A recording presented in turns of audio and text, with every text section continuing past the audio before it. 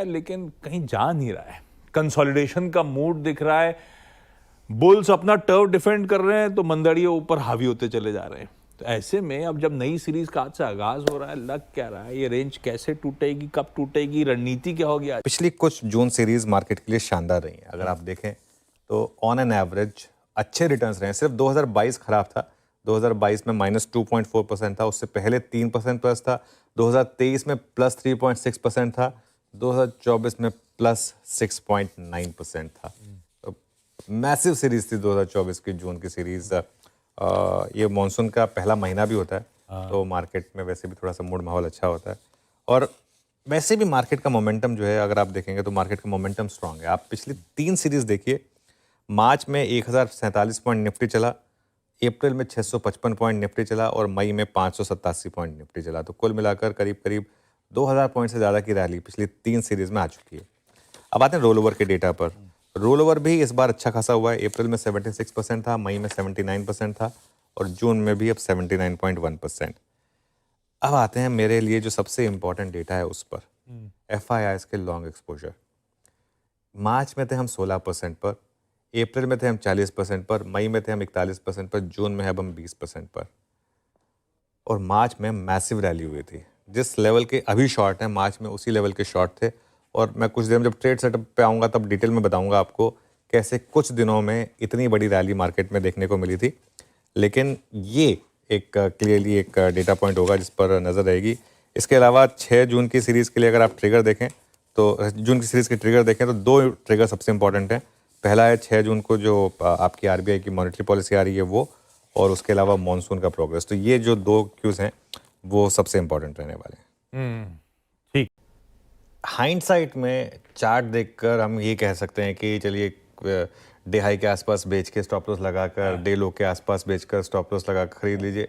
वो हाइंडसाइट के साथ अच्छा है। जब वो लाइव मार्केट में सब चीज़ें हो रही होती हैं तब वो ट्रेड करना मुश्किल होता है। अगर बात हुई थी बात ट्रेड के साथ नहीं उतरना है। हाँ वही देखिए आशीष, मैं वही बार बार लोगों को कहता हूँ, देखिए हमारी बात होती है सब कुछ।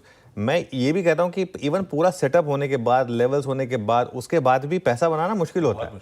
ये मतलब देखिए हम कमेंटेटर हैं तो हमारे लिए इजी होता है ये चीज़ कहना। और हमारे साथ तो क्या है कि हमको रोज़ बात करनी है और हर घंटे बात करनी है मार्केट की, हर मूव पकड़ने की बात करनी है, तो हमको तो ये बात एक कहनी है। लेकिन एक एज ए ट्रेडर मेरी सिंपैथी है ट्रेडर्स के साथ, because it's tough to make money in this market. मतलब आसान नहीं है इस मार्केट में पैसा बनाना। और ये मैं फिर कह रहा हूँ, एज अ कमेंटेटर हमारे लिए आसान होता है ये कहना कि इस लेवल के आसपास आप बाय करके स्टॉप लॉस लगा लीजिए।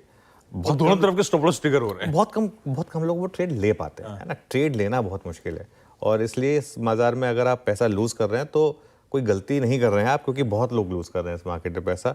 और इसके लिए मैं एक चीज कहता हूँ कि या तो आप ट्रेंडिंग मार्केट का वेट करें। अगर आप कंपल्सिव भी ट्रेडर हैं तब अलग बात है, वरना इंडेक्स में ट्रेड नहीं है, आप स्टॉक स्पेसिफिक ट्रेड रखें, वो अलग बात है। अच्छा, हाँ बिल्कुल। अच्छा, अब एक चीज कि अब हो क्या रहा है, मेरी ये फीलिंग है, और अगेन मैं बार बार कहता हूँ मैं गलत हो सकता हूँ, शायद FI शॉर्ट करके इस मार्केट में फंस गए हैं। क्योंकि देखिए 25,000 बिल्कुल हम नहीं क्रॉस कर पा रहे हैं। इस पूरे हफ्ते हमने 5-6 बार 25,000 क्रॉस करने की कोशिश की, लेकिन ऐसा भी नहीं है कि मार्केट कोलैप्स हो रहा है, मार्केट गिर भी नहीं रहा है। इस पूरे हफ्ते भी अगर आप देखें निफ्टी फ्लैट है, चला नहीं मैं मानता हूं, लेकिन गिरा भी तो नहीं। और FIs के शॉर्ट्स को ना अभी भी मुझे लग नहीं रहा कि उनको कुछ कॉन्फिडेंस आ रहा है। वो गेम में नहीं है अभी भी, वो शॉर्ट कर रहे हैं, उन्होंने अपने शॉर्ट रोल ओवर भी करे हैं, लेकिन वो कॉन्फिडेंस नहीं है। निफ्टी की लड़ाई ये पता कहाँ की है, 2 लेवल्स की। 20 डेमा जो कि राइजिंग है और 25,050 अपसाइड पर, ये हमने पिछले हफ्ते ही बात की थी। 20 डेमा भी बढ़कर अब आ गया है करीब करीब 24,600 पर, 24,591 टू बी प्रिसाइज।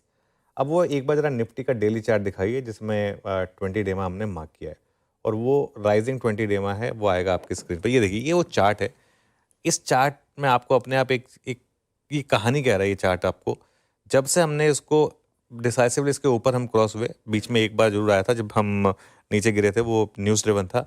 उसके बाद आप देखिए लगातार मार्केट इस लाइन के ऊपर रहा है, और जितनी बार भी इस लाइन पर आया है वहां पर सपोर्ट मिला है। तो ये लाइन आपके लिए अब सैक्रोसैंक्ट है, इस लाइन को आपको ध्यान रखना है। मैं अभी भी ये कहूँगा कि मोमेंटम अभी भी बुल्स के पास है। इस महीने में भी निफ्टी करीब करीब 2% चला है, मिड कैप 6% चले हैं, ऑन टॉप ऑफ पिछले महीने जहां ऑलरेडी मिड कैप ने बहुत शानदार आउट परफॉर्मेंस दिखाई थी। तो उस हिसाब से मार्केट स्ट्रांग है, अभी भी मैं कहूँगा। देखिए इवेंचुअली, जैसे कहते हैं ना, आना तो ब्रेकआउट ही है मार्केट में। अब वो कब आएगा, जून में ही आ जाएगा या जुलाई में आएगा, मेरा व्यू तो बहुत क्लियर, मेरा व्यू तो ये भी है कि हम धीरे धीरे ऑल टाइम हाई की तरफ बढ़ रहे हैं इस मार्केट में। अब हम जून में लगा देंगे या और थोड़ा सा टाइम लगेगा, इसमें टाइम लगेगा। और बाजार को अगर गिरना होता ना, अब तक गिर चुका होता, क्योंकि जितने मार्केट को नेगेटिव क्यूज आए एक के बाद एक, आपने मार्केट के ऊपर सब कुछ थ्रो किया, इतनी एफआई की सेलिंग हो गई, एक दिन 10,000 करोड़ की आई थी सेलिंग, एक दिन 6,000 करोड़ की आई थी। पिछले 2-3 दिनों में अगर आप ब्लॉक डील का डेटा हटा दें तो नेट ऑफ दैट एफआईएस की बड़ी सेलिंग फिर भी रही है। तो इतना होने के बावजूद अपने रीसेंट हाई से 25,050 का रीसेंट हाई था, उससे हम नेट 250 पॉइंट नीचे हैं निफ्टी पर, जो कि 1% है। क्या कहेंगे उसको, ठीक है।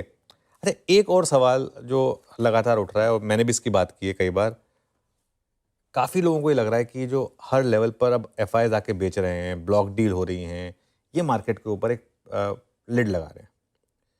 ये भी फैक्ट है, लेकिन ये कब नहीं हुआ? आपको याद है कोफोज में प्रमोटर पूरी हिस्सेदारी बेच के चले गए थे, उसके बाद भी स्टॉक गिरा नहीं था। वर्लपूल के प्रमोटर ने स्टेक बेचा था, स्टॉक गिरा नहीं था। ये तो पूरी बुल मार्केट में हुआ है, इसमें नया क्या है? टाटा सन्स, टीसीएस के प्रमोटर टाटा सन्स हमेशा अपना माल बेचते रहते हैं, क्या दिक्कत हुई? इंडिगो के प्रमोटर्स आज थोड़ा ना माल बेच रहे हैं। इंडिगो में तो 7वीं या 8वीं बार माल बिका, और जिस लेवल में पहली बार माल बिका था प्रमोटर्स का, उस लेवल से एक बार इंडिगो का स्टॉक ले 5 साल का, उस लेवल से आज हम 3 गुना होंगे या 2 गुना तो मिनिमम होंगे ही। तो ऐसा तो नहीं है कि ये जो ब्लॉक डील है या ये जो प्रमोटर की सेलिंग है, ये कोई नया फैक्टर है। ये हर बुल मार्केट में होता है, आगे भी होता रहेगा। ये हर बुल मार्केट का एक फैक्टर है, आगे भी होता रहेगा ये। खैर देखिए, अब आते हैं बेसिक अप्रोच पर। इंट्राडे में दोनों तरफ के मौके हैं। पोजिशनली मेरी अप्रोच अभी भी वही है जो मैंने एक हफ्ते पहले ली थी, रिस्क रिवॉर्ड के हिसाब से मैंने 3:1 की बात की थी। जब तक स्क्रीन पर 20 डेमा इंटैक्ट है, पोजिशनली मेरा व्यू लॉन्ग का है। जब वो टूटेगा तब अलग बात करेंगे। जब 20 डेमा के नीचे बंद हो तभी पोजिशनल लॉन्ग काटिए, उससे पहले पोजिशनल लॉन्ग में मेरे ख्याल से बने रहिए। कैसा रहा अर्निंग, इसी अर्निंग सीजन के गड़बड़ाने से मामला गड़बड़ाया था अपना लास्ट टू लास्ट क्वार्टर में। किस हद तक पटरी पे आए हैं हालात? अर्निंग सीजन को डिकोड करो आप, कैसा लगा? बिल्कुल, अर्निंग सीजन को भी डिकोड करूंगा और थोड़ा सा एक मार्केट का भी मैं एक बेसिक टेक्सचर बताना चाहता था। देखिए, एक चीज तो क्लियर है, अर्निंग सीजन उतना अच्छा नहीं रहा जितना कि मार्केट में रैली हुई है। एक एक्सपेक्टेशन थी कि ये वाले अर्निंग सीजन में ग्रीन शूट मिलेंगे, लेकिन ग्रीन शूट्स मिले। मार्केट का ये काम होता है, मार्केट क्या करता है, मार्केट अगले 3-4 क्वार्टर के अर्निंग्स को पहले ही प्राइस इन करने की कोशिश करता है। लेकिन इसमें कोई डाउट नहीं है कि जितना मार्केट चला इस क्वार्टर में, उसके मुकाबले उतनी अर्निंग्स नहीं चली। मार्केट अगर 15% चला, अर्निंग्स 8% ही बढ़ी। लेकिन अच्छा, एक चीज़ समझिए कि मार्केट में ना, ये जो अर्निंग्स और मार्केट है ना, अगर आप इनको चार्ट बनाएंगे ना, 10-15 साल का चार्ट सेम होगा, लेकिन जैसे एफडी में तो एकदम 2 एफडी रेट पे आप एकदम सेम चार्ट बना सकते हैं। ईपीएस, निफ्टी का ईपीएस और निफ्टी का चार्ट जो है वो लॉन्ग टर्म में सेम डायरेक्शन में होंगे, लेकिन उसके बीच में आपको ऐसे जैकेट एजेस मिलेंगे। जैसे अब अगर मैं यहाँ पे एक लाइन खींच दूँ, ऐसे ही लंबे चार्ट में एक लाइन खींच दूँ, तो वो लाइन सेम रहेंगी दोनों की। लेकिन मार्केट के मूव्स और अर्निंग्स जो है ना, वो मार्केट का काम इस तरीके से करते हैं ना, क्योंकि वो कभी जो मूड है वो अच्छा होगा, कभी मूड खराब होगा, कभी मार्केट को ज़्यादा वैल्यूएशन मिलेगी, कभी मार्केट को कम वैल्यूएशन मिलेगी। लॉन्ग टर्म में अर्निंग्स और मार्केट लेकिन साथ साथ चलते हैं। अच्छा, एक चीज़ है, मैं पढ़ रहा था एस इक्विटी का डेटा, इस तिमाही में ऑपरेशनल परफॉर्मेंस अच्छी रही है। अगर आप पिछले 2 से 3 तिमाही के मुकाबले कंपेयर करेंगे तो अच्छी रही है। निफ्टी की टॉप लाइन ग्रोथ जो है वो करीब करीब 6% रही है, और प्रॉफिट ग्रोथ भी करीब करीब 6% रही है। अब इसमें आप समझ लीजिए, इसमें कुछ ऐसी कंपनियां हैं जैसे कि इटर्नल है या जियो है, जो नई कंपनियां आई हैं, जो जिनके अभी कोई अर्निंग्स में कोई बहुत ज़्यादा मोमेंटम नहीं है, तो उसकी वजह से एक ओवरऑल अर्निंग्स पर ड्रैग पड़ता है। आईटी की अर्निंग्स सबसे अच्छी रही थी। अच्छा, ये एक और मेरा मानना है कि यहाँ से मार्केट में थोड़ा आईटी पर भी आप फोकस कर सकते हैं, क्योंकि नंबर्स उतने खराब नहीं थे, प्लस अब यूएस में भी वो जो रिसेशन का डर है वो धीरे धीरे खत्म हो रहा है, जो आपको नैस्डैक का परफॉर्मेंस भी बता रहा है। तो ये एक और फैक्टर है जिस पर आप फोकस कर सकते हैं। और ओवरऑल इस अर्निंग सीजन ने एक उम्मीद जरूर जगाई है आगे जाते हुए। 2-3 चीज़ें होंगी।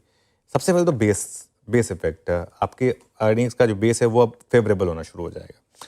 दूसरा, आगे 2 से 3 तिमाहियों में आपको इम्पैक्ट दिखेगा टैक्स कट का, वो आरबीआई के रेट कट्स का, और स्ट्रॉन्ग मॉनसून का, जो लगातार हम बात कर रहे हैं कि एक पोटेंट कॉम्बिनेशन मार्केट को मिलने वाला है।